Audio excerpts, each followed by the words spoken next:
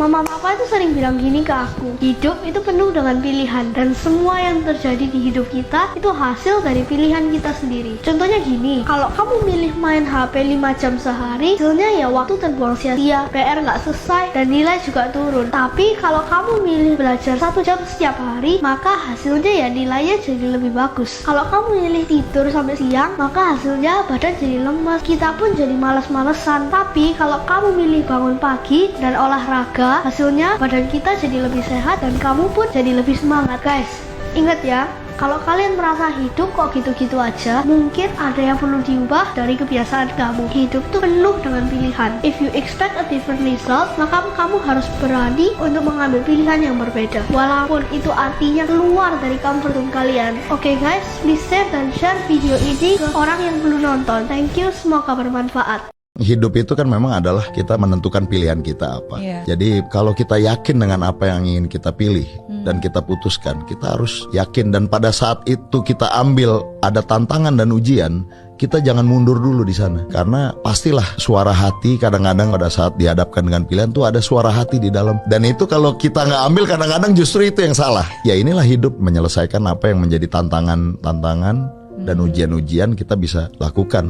Ya kalau nggak mau ada ujian, ya kita jangan hidup.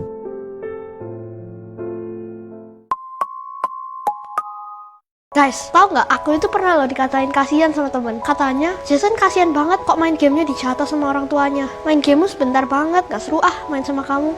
Tunggu dulu guys. Coba deh dipikir lagi. Yang kasihan itu aku atau mereka ya? Mereka habis waktu berjam-jam untuk naik level di game. Kalau aku naik level di kehidupan nyata lah. Belajar, baca buku, asah skill, upgrade mindset, tidur cukup, olahraga. Dan badan aku jadi sehat. Nanti pas mereka masih sibuk naikin level di game, aku juga udah naik level kok. Tapi di kehidupan nyata. Guys, walaupun waktu gameku cuma bentar, tapi aku nggak ngerasa kasihan kok. Malah aku tambah bersyukur loh, karena mama udah ngajarin aku disiplin. Mama papa juga mengajarkan aku udah tahu yang namanya prioritas. So guys, menurut kalian siapa sih yang sebenarnya kasihan? Komen di bawah ya. Kemudian, anak-anak yang memilih secara sadar untuk tidak berpacaran di usia sekolah, mentalnya lebih sehat.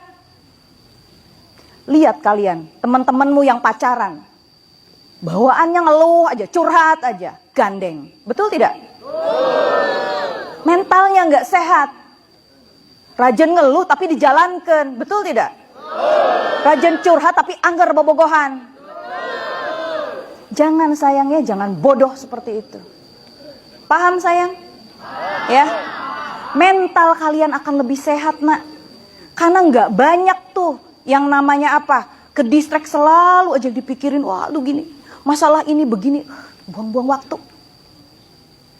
Berikutnya adalah kalian lebih bisa mengembangkan karakter baik. Karakter mandiri. Karena kalian nggak apa-apa. Kalau di otak kita dibilang capek terus, maka tubuh fisik kita akan mengikuti lemah. Segala sesuatu di alam ini terjadi berawal dari pikiran. Woi, dah pintar semua. Tepuk tangan dong yang pintar-pintar. Dan ini adalah proses pertumbuhan jiwa. Baru kita bisa latihan. Latihannya apalagi? Tulus. Ya, tulus ikhlas menjalani. Capek, oh ya. Kenapa saya harus capek? Capek menjalani. Ya, tapi kan saya dapat manfaatnya banyak. Karma ibu-ibu cepat selesai. Ketika bunda-bundanya berkesadaran baik, anak-anak didiknya berkesadaran baik, lingkungannya berkesadaran baik, maka bumi ini akan bertumbuh. Pernah mikir nggak, kenapa emas itu mahal? Karena emas tahan ditempa, dipukul, bahkan dibakar, tapi dia tetap jadi emas. Semakin banyak proses yang dia lewatin, nilainya malah makin naik. Sekarang, coba tanya ke diri lo tahan nggak? Tahan dihina, tahan diremehin, tahan ngalamin kegagalan berulang-ulang. Masalahnya, kebanyakan orang maunya hasil instan. Mau sukses tapi nggak mau capek. Mau kaya tapi nggak mau mikir. Padahal, tanpa proses, semua cuman angan-angan kosong. Lo nggak jadi kuat cuma karena lo nggak pernah jatuh. Lo jadi kuat karena lo pernah jatuh, pernah gagal, pernah sakit hati, tapi lo bangkit lagi terus lagi. Kalau hidup lo lagi keras, bagus. Itu tandanya lo lagi dilatih buat jadi mahal. Sama kayak emas. Kalau lu mau ngelewatin proses ini bareng gue, pastiin lu follow. Jangan tunggu sampai semuanya terlambat. Pikiran kita itu kayak magnet. Kalau kamu terus mikir negatif, aku nggak bisa, aku pasti gagal. Tanpa sadar, kalian tuh lagi attract hal-hal buruk untuk datang ke hidup kalian. Pikiran negatif itu bikin kalian malas, nggak percaya diri, dan akhirnya kalian nggak ngapa-ngapain. Tapi kalau kalian mulai mikir positif, aku pasti bisa. Yang penting aku nyoba lagi, pantang menyerah. Pikiran positif akan bikin kalian semangat dan percaya diri. Contohnya, kalau kalian lagi belajar sesuatu yang menantang, terus kalian mikir, aku nggak bisa, ini terlalu susah buat aku. Yang terjadi apa? Kalian akan menjadi malas untuk coba lagi, dan akhirnya kalian beneran nggak bisa. Tapi kalau kalian mikir, aku pasti bisa, yang penting aku mau belajar dan nyoba lagi, pasti kalian akan lebih semangat untuk mencoba lagi kan. Walaupun salah, kalian anggap itu pelajaran. Pelan-pelan kalian menjadi bisa dan berhasil. Sekarang kalian lihat kan, semua itu dimulai dari cara kalian berpikir. Kalau mikirnya positif, hasilnya akan menjadi positif. Kalau mikirnya negatif, ya hasilnya juga negatif. Kalau mau sukses dan bahagia, menjadi the best version of yourself, semua dimulai dari pikiran kalian. Teknologi digital itu bisa mengubah perilaku manusia. Iya, teknologi digital bisa mengubah perilaku manusia. Dan pada saat itu ketika gue pelajari, ada perilaku-perilaku yang karena digital technology itu ya, terjadi pada manusia dan gue gak suka. What is it? Apa yang bisa mengubah? Misalnya gini, coba deh sekarang kalau misalnya kita perhatiin ya, manusia zaman sekarang, nggak semuanya ya, tapi mungkin kebanyakan, terutama mereka yang terpapar sosial media itu susah banget fokus atau gampang lupa. Tadi gue lagi ngapain ya, karena ke distract. Tadinya mau buka ini, mau ngerjain ini, tiba-tiba karena ke distract sosial media, lupa toto. Exactly. Jadi ada beberapa strategi-strategi yang memang dijalankan oleh social media giants gitu ya.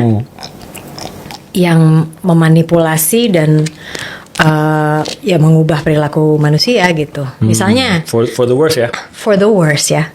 Sayangnya for the worst. Semudah dulu Facebook itu, sekarang Meta.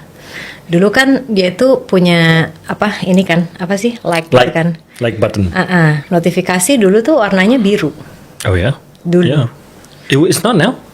Kan merah. Nggak tahu ya apakah udah ganti atau belum. Nyadar ya? Oh iya. Notifikasi itu kan warnanya sekarang ada 1 atau 2 itu kan ada warnanya merah. Why? Karena kalau biru itu kan nggak terlalu kelihatan. Orang jadi atensinya nggak balik ke aplikasi lagi, nggak balik ke aplikasi lagi. So they wanna grab your attention, dia ganti merah. Gile. Dan kenapa our eyeballs, atensi kita itu penting buat mereka karena semakin kita sering mengakses aplikasi itu, semakin banyak uang yang mereka dapatkan karena advertising. Dua pesan untuk anak muda. Jangan pernah kehilangan harapan. Harapan itu menuntun kita ke masa depan. Kedua, bangun diferensiasi agar kalian berbeda dengan orang kebanyakan. Dan yang terakhir, pegang teguh prinsip kejujuran. Itu membangun integritas untuk Anda bisa layak bekerja sama dengan orang. Wah, keren. Semangat selalu untuk anak muda ya, Pak. Semangat. Batinmu takonono. Batinmu ini nek bengi. Kita sebagai wong Jawa ojo kulino turu sore. Ojo turu sore kaki. Ana dewa nganglang jagat nggawa pokor kencanane isine donga tetulak. Ojo turu sore-sore nek bengi iki ngrahita. Diam takonono batinmu. Aku ki sing tak goleki urip apa ya? Apa Mercy? Kalau orang yang masih berpikiran kepingin motor Mercy, kepingin kapal terbang, kepingin ngelencer nang luar negeri, itu masih sembahyang duniawi. Belum, itu masih sembah rogo, belum sembah yang betul-betul menyatukan dengan Allah Subhanahu wa Ta'ala.